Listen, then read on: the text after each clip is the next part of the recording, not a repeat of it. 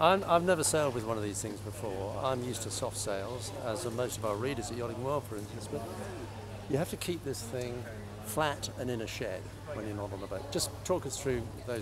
It might be obvious to some people, but to me, not quite sure. Come on. Well, it's a little bit like a jet engine. You know, once it sees the wind, it will produce some form of lift.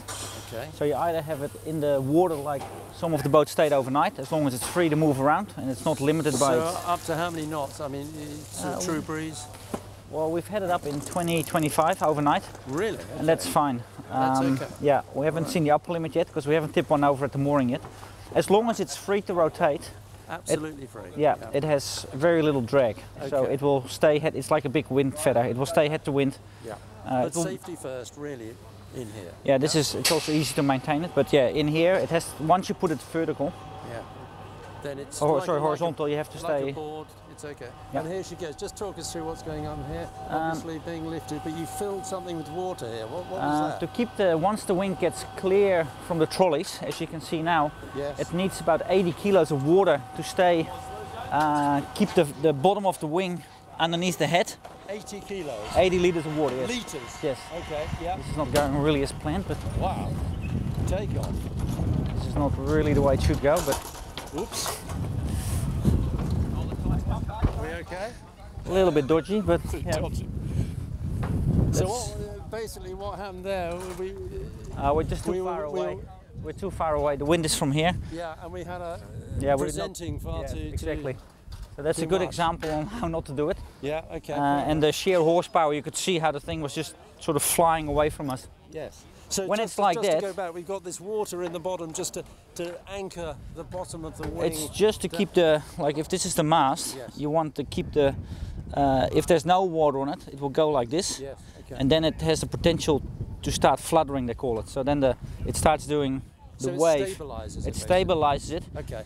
When it starts fluttering, it's a movement that will only get worse. Okay. And it's hard to control. So in order to keep the rig balanced, we put that weight on it. Okay. And the harder it blows, we sometimes put 2 jerry cans of 40 extra liters on it just to keep it steady. Okay. Yeah. All this technology, you end up with jerry cans full of water. But anyway, there we go. So yeah, exactly. Up she goes. She's now being lifted a little more. Yep. And you connect the wing to the boat while it's on. Correctly, yes. Yeah. Okay, so what we do now is we put the boat underneath the wing. Then you bring the wing to the boat, put it on the mast pole. Yes. We lock the wheels in the front in a straight direction, and the ones in the back in an angle that the boat can be moved around. I see. So there's 2 guys. Like an aircraft sort of nose wheel. Or, exactly. Yeah, like that. So now there'll be 2 guys in the back keeping it head to wind. Yes. And then you connect everything, the mast, the forestay, side stays. Okay. So that's that joint. It sits on a ball, or does it sit on some sort of? It's just a tiny little cup about that size, and the ball sits inside it. If you can see there. Here it comes. Yeah. That So, tiny little ball. Yeah. My word, that's extraordinary. I mean, the one on the 90 footer was only like 3 times the size, like a tennis ball shape. Incredible. And that sees a lot of compression. Titanium, or what's it made of? I think, I don't know. No, you're gonna have to ask. Something light and strong. Yeah, it sees a lot of compression. So sees a lot. Can you tell me how much compression on that? All I know is that this cable here sees about, when fully run it up, it's about 12.5 tons. This cable here, 12.5 tons. Which is this one here, which is pretty much the whole. That deals with the whole compression, keeps the whole thing rigid, like the Alingi boat had it. So this one here. 12.5 tons on that? That one, yeah. Wow. And that runs from the forestay fitting to the aft beam fitting, and holds the mast compression. Yep. Excellent. Amazing. And that makes the whole boat rigid. Yes. Yeah. So you've got to. Anyway, the lowering's about to happen, is it? Yeah. That will take a. They just got to bring the stays around. The forestay. How many stays have we got here? We've got a forestay, 2 side stays, an upper and a lower on each side, and then a runner. Okay. Like a normal catamaran doesn't have a runner because they have main sheet tension. Okay, yes. And here we have a, so we need runners to tighten the forestay. Got you. Okay. All right. So they're the main components. And here we can see this wing now pretty clearly. Can you just talk me through the principle of controlling it? What are the key components and what are the key means of controlling it and trimming it? We have 3 items we can trim. Camber, twist, and the sheet, traveller, whichever you want. Okay. The traveller does the global in and out of the wing, so that does the when you ease the traveller, it's the one-to-one on the winch. Is that when you see the wing moving big Correct. time? Yeah. So the whole wing goes in and out. When we see that from the hoe, we're looking down. You see that big movement. Yeah. That is the traveller. Correct. Okay. Then you have the camber, and that's pretty much sets the global camber. So that's the hinge at the bottom, basically. Okay. Yeah. Right. And then we have a twist function that gives an offset between the bottom camber and the top. So you could have, let's say, 30 degrees in the bottom, and the top will be I flat. see. Okay. And that's the twist. That's the twist. Yeah. As people would understand in a soft sail. But Yeah. So basically, when you pull your Cunningham Hill hard on the mainsail, yeah. or you pull your backstay on, you get twist, it gets flatter, Okay. and then it does the same here. Amazing. Yeah. Okay. So they're the main controls. Yeah. Okay. What are we up to now? She's So slotted in. she's slotted in. So Yeah. now Bryce here is putting the forestay on with the load cell. We'll just do a quick calibration. So each of the stays has a load cell. No, we're just doing this to calibrate, and then we'll take it off again. Calibrating what though? The whole boat is designed to a certain righting moment Yes. and a certain forestay load.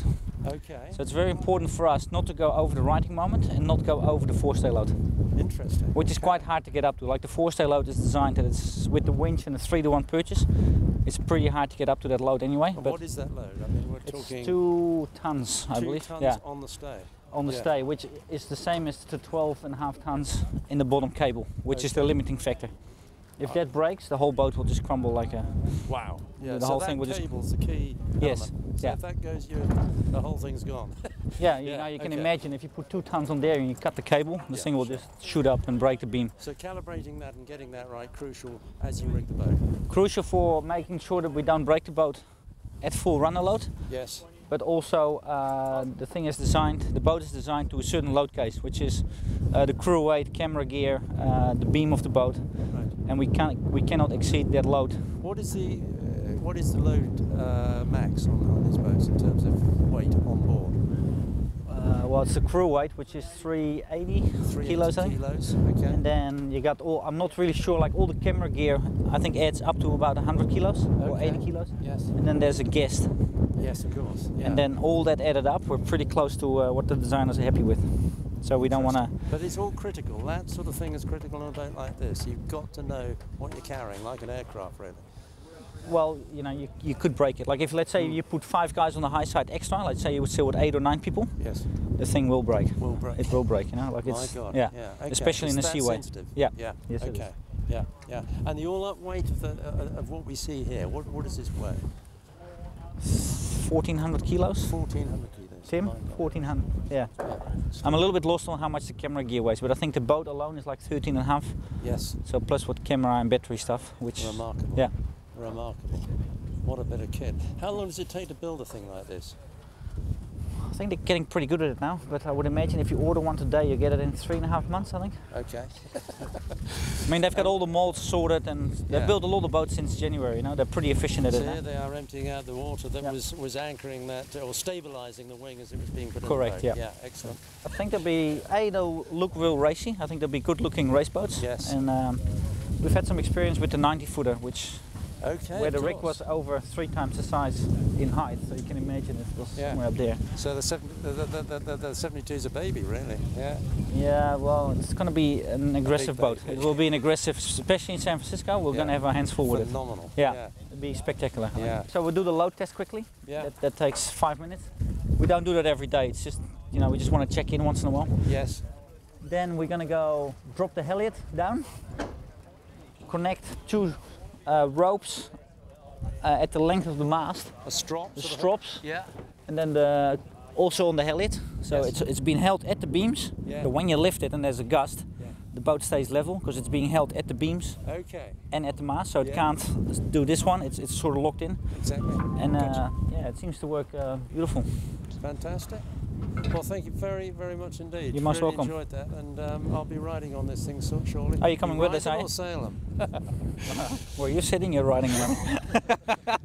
Thanks very much, Cool, Cheese. enjoy. Brilliant. Okay.